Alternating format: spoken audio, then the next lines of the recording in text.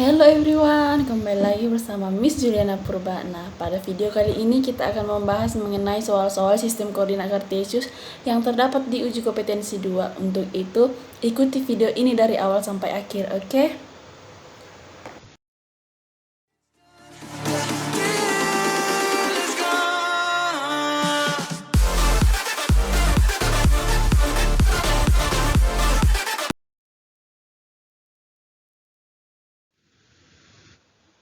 Oke, kita akan membahas soal nomor 11 sampai nomor 20. Tapi di sini Miss mengambilnya yang mewakili saja, yaitu nomor 11, 14, 17, dan 19.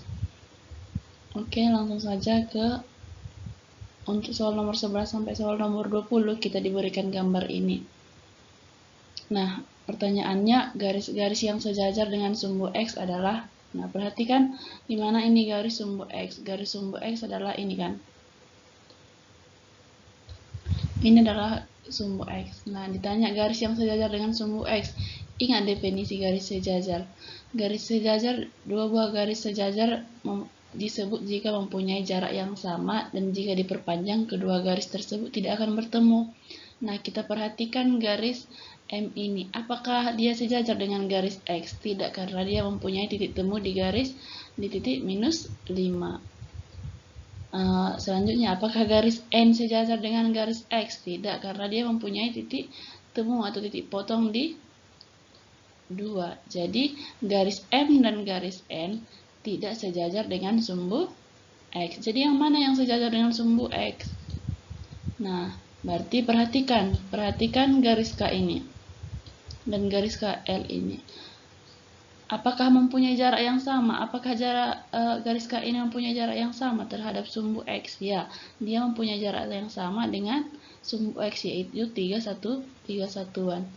Maka dapat kita simpulkan bahwa garis K ini sejajar dengan sumbu si X. Apakah garis L sejajar dengan sumbu X? Ya, karena dia mempunyai jarak yang sama sebanyak 6. Dan jika diperpanjang, kedua garis tidak bertemu. Maka dari sini garis yang sejajar dengan sumbu X adalah garis K dan garis L. Perhatikan option mana K dan L. Berarti optionnya D. Oke. Nomor 14. Garis N dan garis K adalah dua buah garis yang, perhatikan, ini garis N, ini garis K, ya kan? Berarti kalau mempunyai titik temu seperti ini, berarti dia garis yang berpotongan. Nah, tapi di sini kemungkinan bisa dua dia optionnya. Kenapa? Karena sudutnya ini membentuk siku-siku dan dia tegak lurus. Jadi bisa dia dua option, A atau C. Jadi nanti yang dua ini juga benar, ini juga benar. Oke, selanjutnya nomor 17. Jarak garis M terhadap sumbu Y. Nah, kita perhatikan terlebih dahulu mana garis M. Jaraknya terhadap sumbu Y ini. Untuk itu, kita menghitung dari sini kan, dari garis M ini menuju ke sumbu Y. Kan ini sumbu Y. Berapa dia? Berarti minus 5. Karena dia jarak, berarti dia tidak pakai minus karena dia 1, 2, 3, 4, 5. Maka dia 5 satuan. Selanjutnya nomor 19. Koordinat titik potong garis M dan garis L adalah, nah perhatikan ini sepanjang ini garis M, ini garis L. Perhatikan ini titik potongnya, berarti selalu kita menuliskan sumbu X dan sumbu Y. Berarti X-nya minus 5, Y-nya minus 6. Jawabannya C. Selanjutnya untuk esai. Untuk esai yang Miss ambil ini dari nomor 2 sampai nomor 10. Oke, langsung kita bahas. Nomor 2. Gambarlah titik A, B, C, D pada koordinat kartesius. Oke, kita gambarkan. Nah, perhatikan ini kan sebagai sumbu X, berarti X-nya minus 4 kan. Nah, selanjutnya sebagai sumbu Y-nya berapa? Sumbu Y-nya minus 2, Y-nya minus 2 di sini. Berarti Titiknya di sini kan, pertemuan antara ini. Oke, berarti itu di titik A. Sekarang titik B, lakukan hal yang sama. Berarti ini kan, ini B-nya, berarti dia minus 4 sama minus 9. Untuk C pun seperti itu, minus 2 dan minus 2. Untuk D, berarti minus 9, 3 sama 9. Yang ditanya apa? Tentukan jarak setiap titik dengan sumbu X. Berarti kita disuruh menentukan jarak titik ABCD terhadap sumbu X. Dalam arti jarak A ini ke sumbu X ini, kan ini sepanjang sumbu X. Untuk itu kita buat tabel. Nah, perhatikan jarak A berarti berapa satuan dia? Kita hitung 1, 2. Makanya di sini berarti jaraknya 2 satuan. B ini hitung terhadap sumbu X berapa satuan dia? Berarti 1, 2, 3, 4, 5, 6, 7, 8. Berarti jawabannya 9. Karena dia ada 9 satuan ke sini. Oke, sekarang lakukan hal yang sama untuk C ini. Berarti dia 2 satuan. Lakukan berapa hitung jaraknya? Berarti 9. Selanjutnya apa pertanyaannya? Tentukan jarak setiap titik dengan sumbu Y. Kalau tadi terhadap sumbu X, berarti sekarang sumbu Y. Mana sumbu Y-nya? Berarti ini kan sumbu Y-nya. Yang menjadi pertanyaan, jaraknya terhadap sumbu Y. Nah, berarti perlu kita hitung dari sini jaraknya. Nah, berarti kita hitung 1, 2, 3, 4. Makanya dia di sini nanti 4, ya kan? Nah, hitung lagi B ini, lakukan hal yang sama untuk B. Berarti berapa? 2, 3, 4. Berarti 4. C juga seperti itu, berarti hasilnya 2 dan D-nya juga 3. Nah, cara cepatnya perhatikan kalau ditanya jarak terhadap sumbu X dan sumbu Y, cukup balikkan saja nilai X dan nilai Y yang ada pada tabel ini, pada koordinat ini. Nah, perhatikan kan ini 42 jadi 24. 49 jadi 94. Jadi kalau dia tentang jarak, cukup balikkan saja dia. Oke. Untuk soal nomor 2, lanjutan nomor 2 bagian C-nya. Tentukan jarak setiap titik antara A dan B. Oke. Berarti di sini kita disuruh menentukan jaraknya A ini dari B. Untuk itu kita perlu memisalkan ini sebagai sumbu Y, ini sebagai sumbu X. Ya, ini sebagai sumbu X, ini sebagai sumbu Y. Bisa ya? Berarti kita hitung dia berapa jaraknya? 1, 2, 3, 4. 1, 2, 3, 4, 5, 6, 7. Berarti dia ada 7 satuan dari X dan tetap di sumbu Y. Kan ini tadi sumbu Y-nya. Berarti dia pergi ke sumbu X. Berarti dia berada di titik 0,7. Berarti kalau ditanya jarak antara titik A, berarti 7 satuan dari sumbu X, ya kan? 7 satuan dari sumbu X. Paham ya? Selanjutnya yang ditanya, tentukan jarak antara titik C dan titik D. Sama halnya seperti yang tadi. Misalkan ini sebagai sumbu X, ini sebagai sumbu Y. Nah, hitung berapa jaraknya? Berarti kita hitung, berarti dia 1 kan?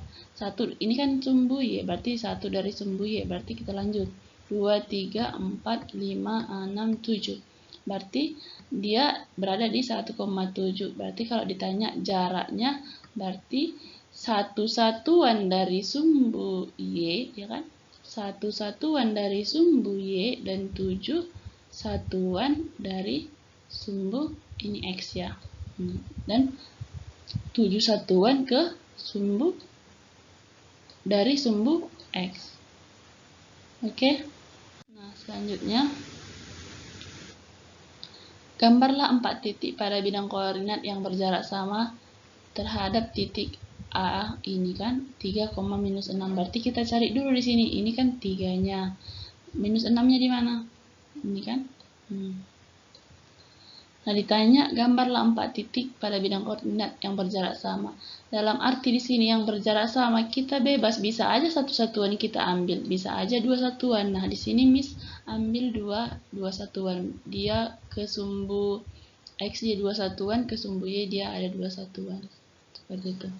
Nah, jadi kalau kita mengambilnya 2 ke sini, 2 ke sini, berarti kita juga harus mengambil terhadap sumbu X ini 2, terhadap sumbu Y ini 2, seperti itu.